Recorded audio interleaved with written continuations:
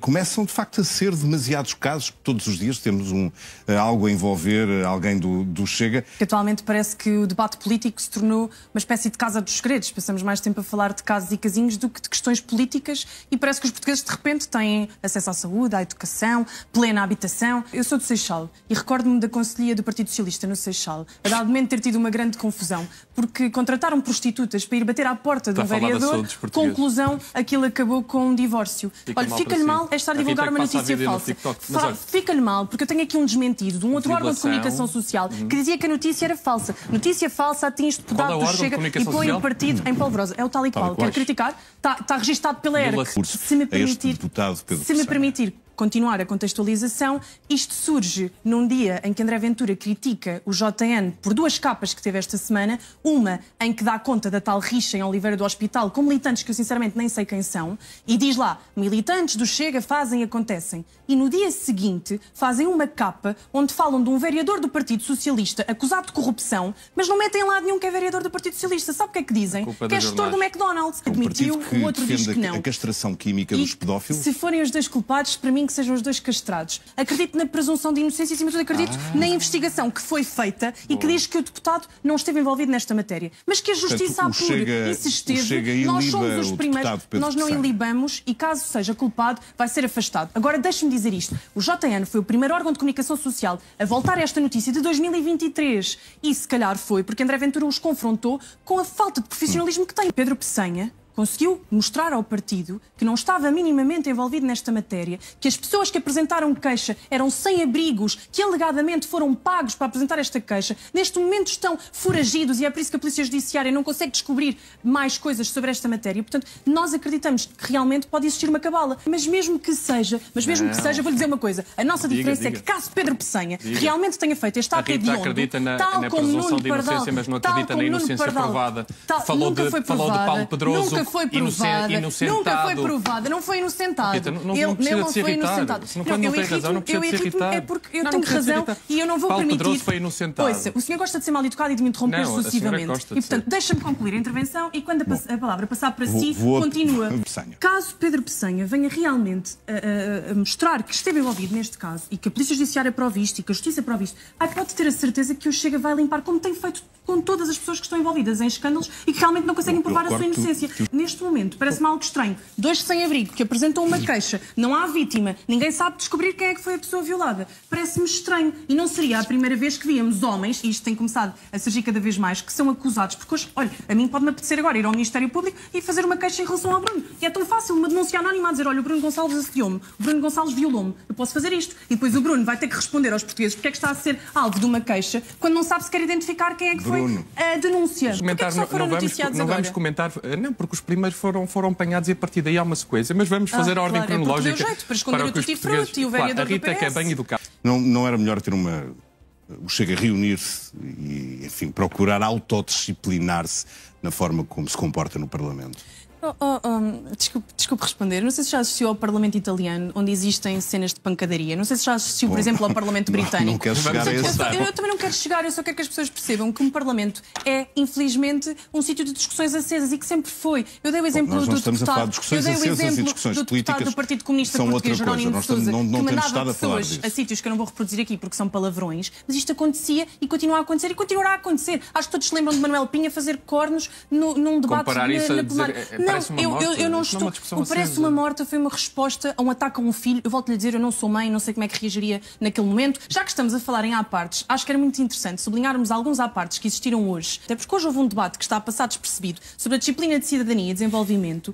A votação do PSD inicialmente ia inviabilizar uma proposta do CDS para que a disciplina pudesse ser revista e que fosse retirado o conteúdo ideológico. Este debate foi agendado pelo Chega e, portanto, hoje nós tivemos uma vitória. Graças aos apartes do Chega e do CDS, o PSD mudou o sentido de voto e, portanto, sabe o que é que os portugueses não sabem hoje? É que a disciplina de cidadania vai ser revista e que vão limpar a ideologia das escolas. Isto é uma vitória do Chega. Como mulher, não sente que o prazo para a interrupção voluntária da gravidez devia ser, de facto, alargado? Não sinto que o prazo deva ser minimamente alargado. A minha posição em relação ao tema do aborto é conhecida e, acima de tudo, tenho muito medo dos argumentos que foram dados. Os argumentos que foram apresentados é que o Estado está a falhar na resposta possível às mulheres, que alegadamente há mulheres que não conseguem aceder ao aborto em tempo útil, o que me parece manifestamente mentira, tendo em conta que Manuel Pizarro, ainda o ano passado, dava conta de que as mulheres não ficam sem abortar em Portugal e que, em média, abortam até às 7 semanas. Portanto, se o prazo legal é até às 10, as mulheres têm tempo suficiente para o fazer. Mas, acima de tudo, assusta-me a ideia de que, se o Estado não consegue dar resposta, então nós vamos alargando. Qual é que é o limite que depois colocamos? Qualquer dia tiremos a vida até às 36 semanas. Sendo alguém que é pró-vida, sei que a realidade é que as pessoas estão cada vez mais convictas de que o aborto é um direito. Ou pró-morte, no caso da mãe. Não é pró-morte. E de certeza que não ouviu a minha intervenção em plenário, senão não diria ainda isto bem. que estou... não, ainda bem, porque teria vergonha da posição do seu partido. Eu gostava de ler algo que, para mim, eu sou insuspeita por citar a CGTP. A CGTP, no dia 1 de junho, falava... Muito longa, não é. Falava sobre a forma como o Pingo Doce põe em causa a saúde das mulheres, das mães trabalhadoras, onde as chefias chegam a dizer às grávidas trabalhadoras para recorrerem ao aborto porque a gravidez é um erro.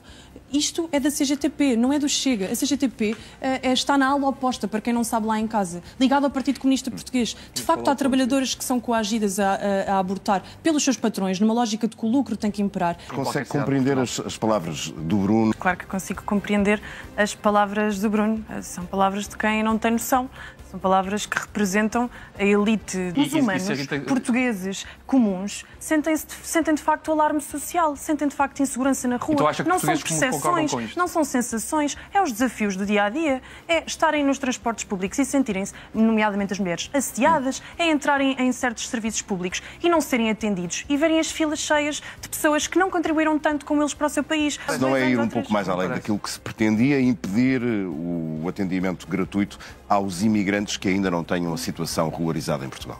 Não me parece que é ir mais além. Não sei se os portugueses têm consciência lá em casa, mas sabemos que há pelo menos 1,2 milhões de euros em dívidas de estrangeiros não residentes que estão por cobrar.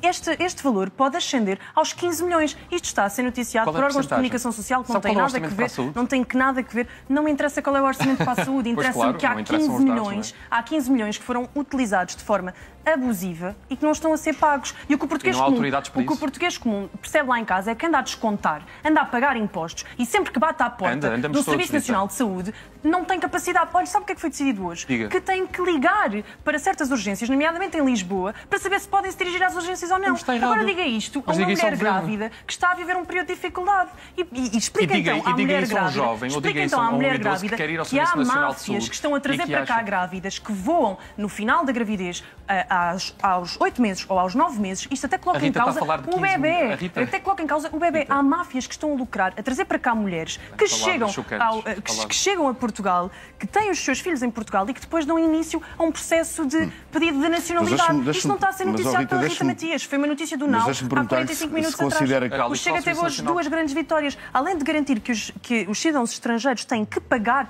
para aceder a cuidados de saúde, acaba de uma vez por todas a isenção de taxas moderadoras. Porque é este princípio. Nós vivemos numa sociedade de plenos direitos, mas também temos deveres. E por isto, quem não contribui para a nossa sociedade ativamente não pode vir beneficiar daquilo que não é seu. Sabe que o Ministério da Saúde já tenta cobrar esses serviços que são prestados. Mas não consegue. Quando temos quase 15 milhões de euros em dívidas... Como é que vai conseguir a partir de agora? A partir de agora temos uma lei que já está a dar passos de alteração. É que até agora não havia esta necessidade de cobrança. Pelo menos não estava consagrada na lei. Agora está.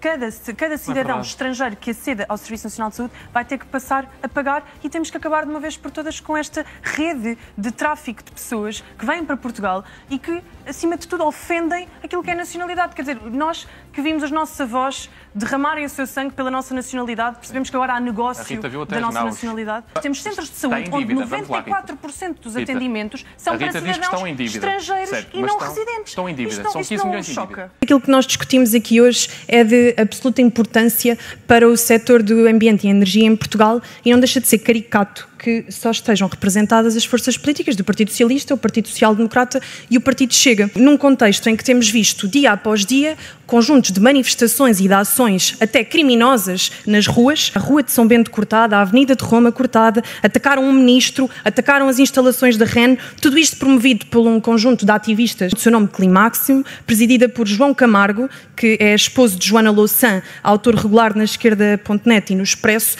Qual a pertinência do parentesco? Se me deixar fazer a minha intervenção, sim, eu deixo, mas suscetibilidade, é um dado público.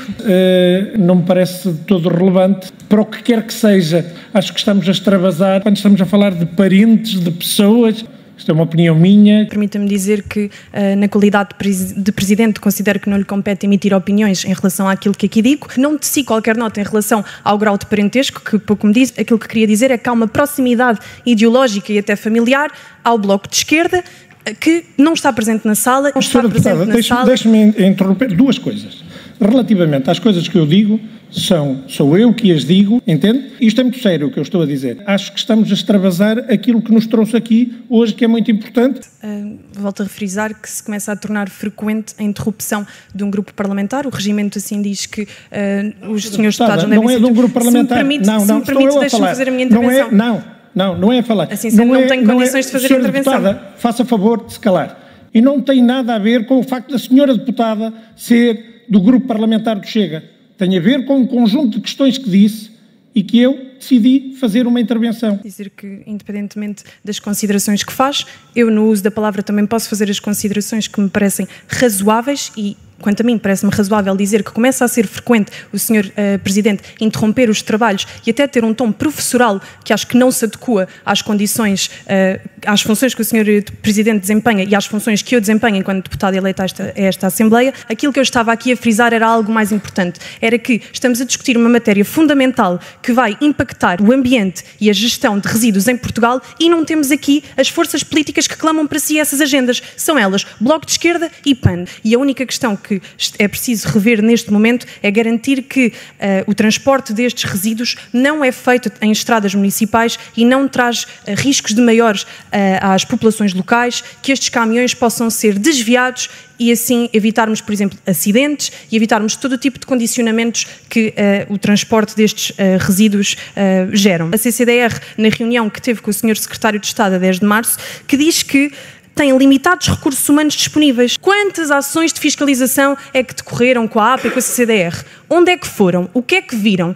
Porque matéria de facto é tudo muito bonito, mas então esclareçam lá aos portugueses o que é matéria de facto e porque é que a CCDR diz que não tem capacidade de fazer fiscalização. Há aqui um telefone estragado que não funciona. A APA diz uma coisa, quem está a acompanhar o Observatório da Gestão de Resíduos diz outra. Isto parece sinceramente um país de malucos. Aquilo que nós estamos a perceber verdadeiramente é que há uma tentativa de criar o mercado do lixo. Aquilo que é preciso dizer aos portugueses é que o governo escolheu como opção política que Portugal fosse o depositário dos resíduos perigosos da Europa e que, a par disso, não tem qualquer forma de fiscalizar e, portanto, as populações poderão começar a ter contaminação de solos, problemas de saúde pública, problemas até, por exemplo, no ar que respiram, porque não há meios de fiscalização e o Governo também não está preocupado em solucionar.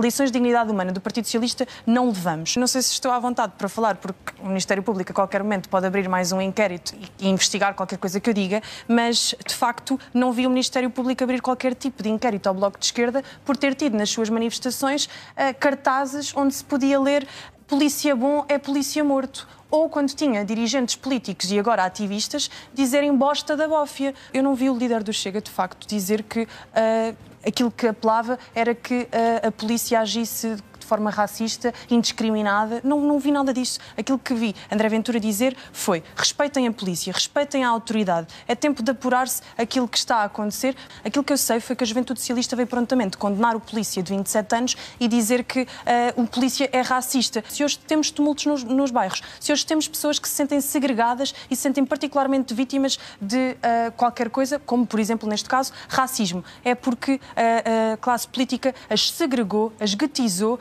e fez com que os ressentimentos crescessem. Não, rascaria é quem está a queimar autocarros agora. É quem levou uma pessoa a estar em estado de crítico que neste momento está em coma induzido. Rascaria, de facto, é na Arrentela, onde eu vivo, vermos caixotes a arder. Porque raio é que esta onda de violência se está a alastrar pelo país inteiro. Não, eu honestamente tenho visto o Chega apelar a que, de facto, se respeitem as autoridades. Temos visto um conjunto de dirigentes políticos, nomeadamente, a colocarem em causa toda uma instituição, a dizer que há problemas estruturais de racismo, e isto atenta contra a dignidade das pessoas que ali servem, atenta contra a formação que recebem. Quantas não foram as vezes que vi a polícia dizer que preferia não entrar em determinados bairros porque depois sabe que vai ter que responder a uma série de burocracia, a uma série de inquéritos, muitas das vezes têm medo de agir porque sabem que vão ser penalizados, que vão ter consequências, que vão ficar sentados atrás de uma secretária e por isto deixam as situações a arder porque preferem preservar a sua carreira. Há uma lei aprovada em Parlamento em relação às bodycams e nós queremos que as bodycams estejam em vigor. Nós queremos que, de facto, não nos lembremos das polícias apenas quando é para reforçar miseravelmente os seus suplementos, mas depois continuamos sem lhes dar condições. Depois, na primeira hora, permitimos que um agente de 27 anos esteja a ser completamente enxovalhado. Permitimos que pessoas vão para redes sociais dizer que vão matar polícias, que não descansam, que não vão sair da rua enquanto não matarem um polícia. Isto está a acontecer. E no meio disto tudo, o Ministério Público e os meios todos judiciais estão a agir contra quem? É contra André Ventura. Mas a questão de fundo é mesmo coesão social, combate às desigualdades e polícia com também integração social. Isso Chega não tem resposta nenhuma. Não, e o PS também chegámos onde chegámos por culpa vossa. Alguns jovens da minha juventude pararam para jogar uns matrecos, conviver um pouco, e eis que alguns militantes de esquerda, porque assumiram que era de esquerda, fizeram questão de nos presentear com um grande La Vila Morena e mais umas cantigas, fizeram a questão de arrancar alguns flyers que tínhamos deixado fixados e retirar até das mãos destes meus colegas este material de campanha. Mas como é que o Chega vai a uma universidade fazer propaganda sem estar autorizado? O Chega vai às universidades, são estabelecimentos públicos, mas não precisamos de pedir autorização para entrar em universidades públicas e entregar material de campanha. E, independentemente de ter autorização ou não, nada legitima atitudes violentas, comentários depreciativos para com pessoas, ainda por cima de forma absolutamente gratuita, porque ninguém estava a ligar nenhuma àqueles jovens militantes de esquerda. E houve necessidade de chamar a polícia? A polícia, por acaso, chegou, tanto quanto percebi, não foram nem os estudantes que a chamaram. Rita de ter instrumentalizado a Polícia de Segurança Pública. Como podem imaginar, tenho 1,66 m, não andei a instrumentalizar. Não é preciso ter tamanho para instrumentalizar ninguém. Acho que ninguém me imagina a coagir de alguma forma dois agentes da autoridade.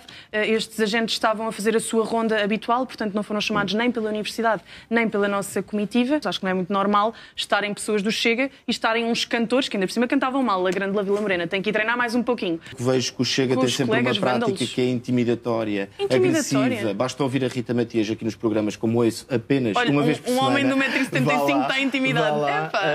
Calma, Pedro, eu não mordo. O Chega não é um partido oferecido. Deixe-me lá clarificar e defender a honra do meu partido. O Chega é um partido que se disponibiliza para ser solução. Em 5 anos fomos ganhando maturidade. Passámos de partido meramente de protesto para um partido que pode almejar a governação, em primeiro lugar, isolado. O Chega diz que quer ganhar as eleições sozinho, e acima de tudo aquilo que os portugueses precisam de perceber é que nesta hora pouco importa futuras soluções com a AD. Por agora o que importa é perceberem porque é que o voto no Chega vale a pena. Por isso, por agora, o único primeiro-ministro que quer defender é André Ventura, que espero que venha a ganhar esse lugar a partir do dia 18 de maio.